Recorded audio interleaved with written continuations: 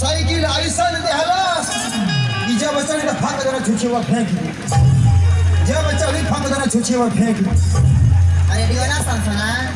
तब वो शेर लगाउले के बाद ना सनसना कैसे हाय बोले लगे रे जब नयका सेलवा निकाल के पुरनका लगा दे ना तो बीबी से लोन में पकड़ हां हां हां खर हमार बॉडी दे तोरा देना आ तोर बाप तो गलवा हम के का देना रे कर माटी लग जाओ एक काबूर खन दे हमारे बात का बात कर मेरा दिमाग उठा ले जा हमारे बात का बात कर दी अरे आई के कर पहले बाप तो पिए नाम के का देना रे तीर भावना आई के कर पहले आई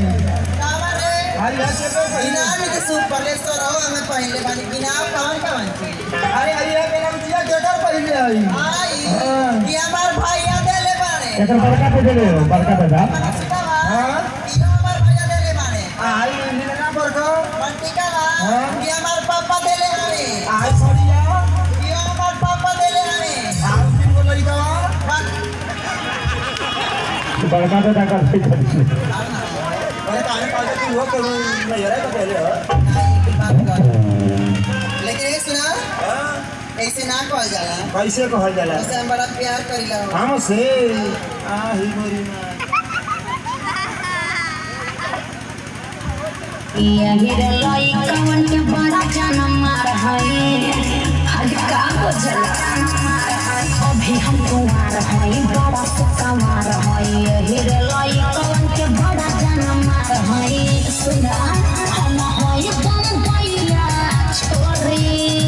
का बोझला अरे पागल हमरो सुलगो हाय रे गजन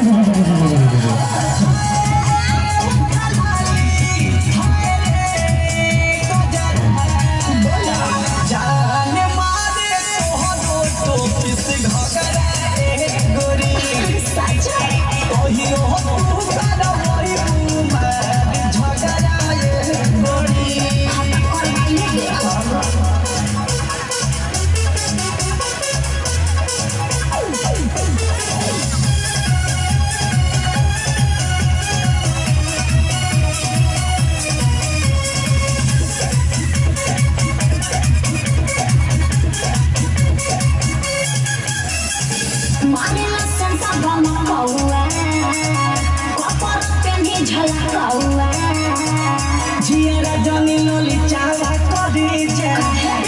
पानी हम ये घर